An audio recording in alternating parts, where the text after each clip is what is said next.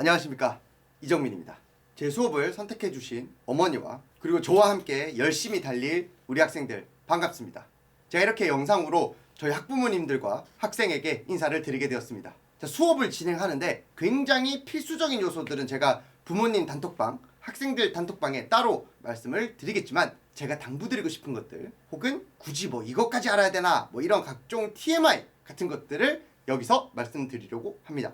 뭐 이제 순서가 정해져 있고 뭐 중요한 거 뭐 이런 거 아니기 때문에 듣고 싶은 만큼만 들으셔도 되고 제 수업에 참고할 정도다 이렇게 생각해 주시면 좋을 것 같습니다. 첫 번째 제 소개를 드리겠습니다. 저는 명작 수학학원의 이정민입니다. 기본적으로 저는 중고등학교 때 공부를 매우 잘했습니다. 기숙사가 있는 남고에서 별다른 사교육을 받지 않고 수시 전형으로 서울대 공대에 장학생으로 입학을 했습니다. 그리고 학원에서 일한 경력은 대략 12년 정도가 된 것 같습니다. 두 번째로는 팀 선생님입니다. 제가 진행하는 대부분의 수업이 저와 저희 팀 선생님 수업을 하게 됩니다. 저희 팀 선생님은 조교 선생님과는 아예 개념이 다르고요. 저희 학원에 실제로 수업을 깔고 수업을 하시는 선생님들 중에 저와 소통이 좀 잘 되고 제가 보지 못하는 영역들을 잘 보시는 선생님, 실력이 뛰어나신 선생님들과 팀으로 이루어서 수업을 하고 있습니다. 세 번째로는 판서식 수업을 합니다. 칠판으로 수업하지는 않고요. 전자칠판으로 수업을 해서 저희 서버에 저장이 되고 학생들이 그 서버에 들어가서 나중에 복습을 하거나 모르는 문제를 보거나 이런 식으로 공부를 할 수가 있습니다. 수업을 4시간을 한다고 치면 초창기에는 제가 거의 4시간 다 수업을 하겠지만 시험에 다가갈수록 테스트를 보거나 학생들이 서술하는 것을 지켜보거나 오답을 정리해주는 등의 수업을 좀 더 많이 하게 됩니다. 자, 네 번째, 저희 조교 선생님이 있습니다. 조교 선생님은 학원 행정쌤이랑은 다른 개념이고 자료 제작, 숙제 검사, 채점, 질문 받기 등등을 하게 됩니다. 다섯 번째, 학생들이 질문이 있을 때는 해결할 수 있는 방법이 굉장히 많습니다. 제가 보통 수업 앞뒤로 1시간 정도는 시간을 비워놓습니다. 그래서 학생들이 수업 전에 질문을 하거나 수업 중에도 질문 있는 사람 질문하라고 이야기를 할 겁니다. 새벽이나 밤에 혹은 낮에 질문이 있을 때는 카톡방에서 질문을 하면은 답변을 해줍니다. 제가 바로바로 답변이 안 될 경우에는 조교 선생님이 답변을 해주게 됩니다. 모르는 질문이 너무너무 많은 경우에는 제가 예전에 촬영해뒀던 영상을 활용하기도 합니다. 아예 어떠한 개념 통째로 모르겠다 그러면 제가 따로 시간을 잡아가지고 수업을 할 때도 있습니다. 자, 여섯 번째, 선생님의 제재 범위. 수업을 하다 보면 요즘 애들이 핸드폰으로 별걸 다 합니다. 수업 시간에 무선 이어폰을 끼거나 몰래 웹툰을 보거나 그런 거 다 제재합니다. 그리고 핸드폰을 압수할 수도 있습니다.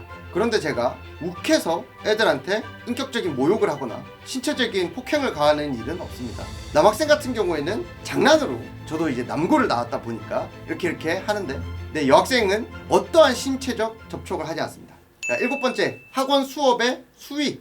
저는 학생들 나이에 맞게 적절하게 욕설을 섞어서 쓰는 편입니다. 예비 고1까지는 심한 말을 하지 않지만 고등학교 1학년, 특히 이제 남고생 수업 같은 경우에는 수업 중에 일종의 재미를 위해서 설명에 추임새 정도의 욕설을 쓸 수도 있습니다. 자, 그렇지만 수업 중에 정치적 발언, 종교적인 발언, 성 정체성에 대한 발언, 일배 혹은 워마드 이러한 개념의 발언들은 하지 않습니다. 그리고 학생들이 여기에 대해서 이야기하는 것도 제재를 합니다.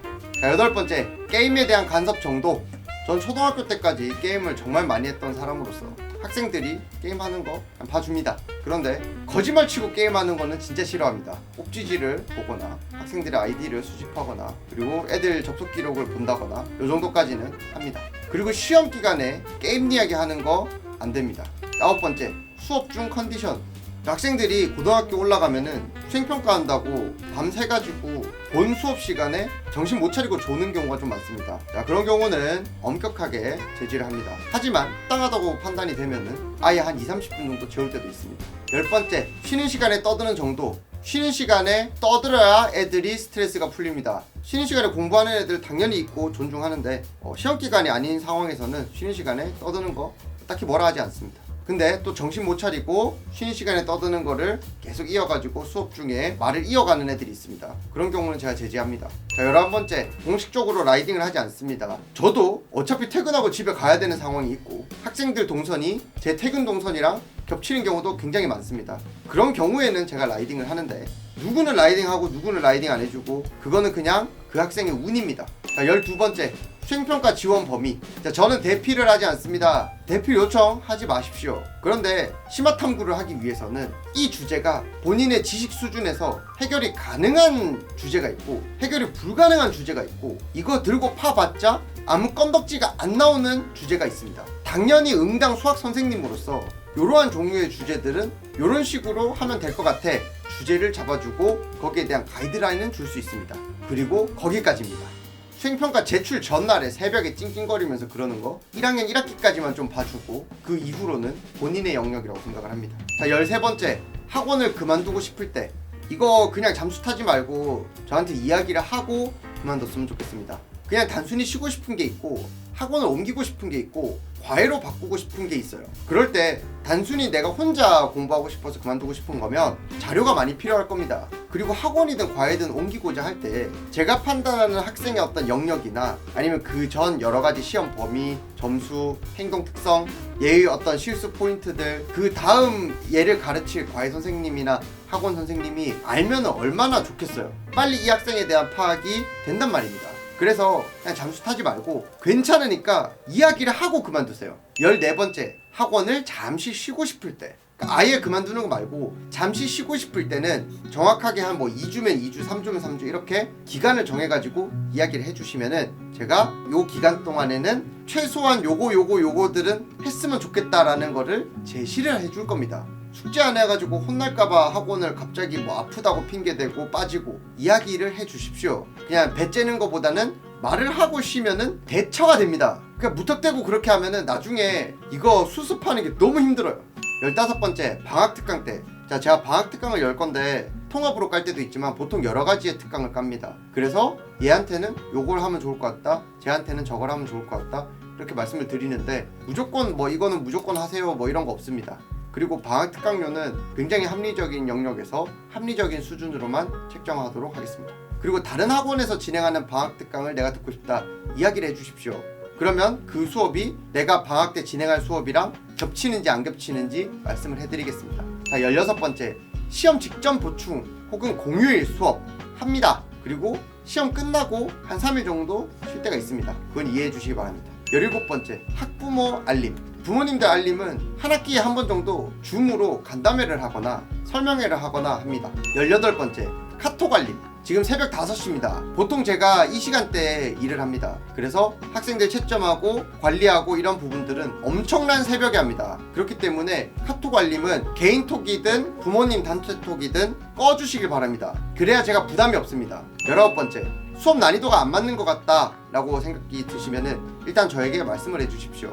제가 이 학생에 대해서 좀 더 맞추든 제가 오히려 다른 수업이나 혹은 다른 학원을 권유를 드리든 말씀을 솔직하게 드리도록 하겠습니다. 자, 20번째, 우리 애가 사춘기인 것 같은데 어떡할까요? 제가 해결해드리진 못하는데 아무래도 제 고등학생들을 좀 많이 가르치다 보니까 그래도 제가 이해할 수 있는 영역들이 좀 있는 것 같습니다. 21번째, 학원 안 가려고 하는데 어쩌면 좋을까요? 저는 학원을 무조건 다녀야 된다고 생각하는 사람이 아닙니다. 학원을 안 다녀도 된다고 생각하는 경우에는 안 다녀도 된다고 솔직하게 말씀을 드리고, 얘는 그래도 학원을 좀 다니는 게 나을 것 같은데요? 라고 생각할 때는 그냥 솔직하게 말씀을 드립니다. 이거 장사하려고 하는 게 아니라 진짜 제 생각을 솔직하게 말씀을 드릴 겁니다. 22번째, 학원 방학은 어떻게 되나요? 저는 없습니다. 공휴일 언제 쉬나요? 안 쉽니다. 시험 끝나고 리뷰 언제 하나요? 이거 바로바로 할 때도 있는데 아예 못 할 때도 있고, 일단 지금 현재 가르치는 학생의 수업이 더 중요하기 때문에 시험 끝나고 난 리뷰는 최대한 열심히 해보도록 하겠습니다. 만약에 제가 까먹고 리뷰를 못하고 넘어가는 것 같다 그러면은 요청을 해주시면은 제가 우선순위로 놓고 진행을 하도록 하겠습니다. 자, 이렇게 해가지고 굉장히 여러 가지에 대한 수업 당부 말씀을 드렸는데요. 전반적인 상황은 이러합니다. 제가 너무 바쁘게도 수업을 안 할 거고, 학생 한 명 한 명의 역량이 꽃을 피울 수 있도록 너무 많은 학생들을 받지 않고 학생들의 질문, 상황, 실력들을 제 수업과 최대한 맞출 수 있게끔 수업을 하도록 하겠습니다. 저는 항상 최선을 다할 거고요. 요청사항, 여러 가지 이슈들 연락 주시면은 그때그때는 답변을 못 드려도 하루 이틀 안에는 답변을 드릴 것을 약속드립니다. 그럼 이렇게 제 수업을 선택해 주셔서 다시 한번 감사의 말씀드리겠습니다. 감사합니다.